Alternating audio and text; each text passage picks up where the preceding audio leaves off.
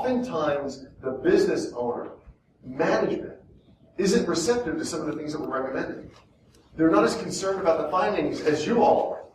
And sometimes it merely takes speaking the language of business. My greatest passion is to help professionals like you create a culture of integrity, create the right circumstances to keep honest people honest. The workplace has changed. And I think the greatest change in the workplace is what's known as the psychological contract.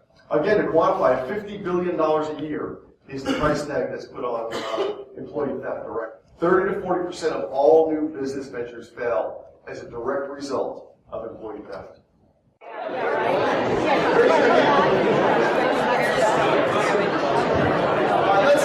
Let's keep this in one conversation. Yes. Okay.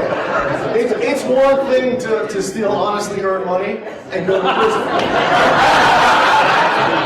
There is no parole from debt. Right? I thought so. Another hand over, right? Yes, sir. We talked about a different type of law, the law of karma. The law of karma. Okay, so now this is going to come back around to bite me, perhaps, right? And $100 is not enough to pay for what the consequence might be. So, okay, the law of karma. I like that. Anyone over here? Okay. Well, that was way too easy, especially with a group like this, because I know that there's a code of ethics, and I know that and by the way, this session is not being recorded. The psychological contract has changed. And what that opens us up to is that 67% of employees are apathetic. They don't think that there's necessarily a long-term path for them in their organization. Second one is this norm of reciprocity. It comes right out of what I just talked about.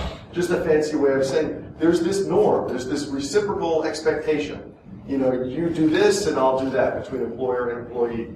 Well, it's changed as well. 25% of employees surveyed show up merely to get a check. So reciprocal deviance is when an employee feels done unto, and so they return in kind. They do unto in return. And that's huge risk. Huge risk. People do things they otherwise wouldn't when they can rationalize their own behavior and when they think that they're merely leveling the playing field. What percentage of employees do you think steal to get even?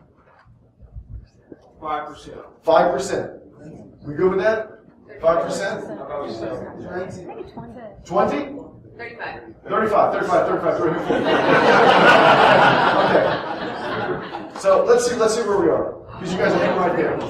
43%. Right? So did anyone have a different reaction to the scenario? Yes, sir.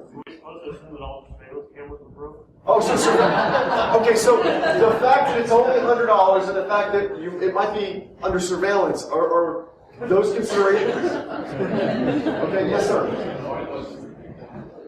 I don't even know how much cash is there because if I see there's ID, I'm going to try to contact right now. Okay, so there's ID. The fact that there's an ID, the fact that we know the owner is a factor. It's only $100. We might be under surveillance, and I know who the owner is. Take that back as well, because hopefully we're going to talk about will not merely make you a better auditor, will not merely make you a better employee. It's going to make you a better leader and a better person.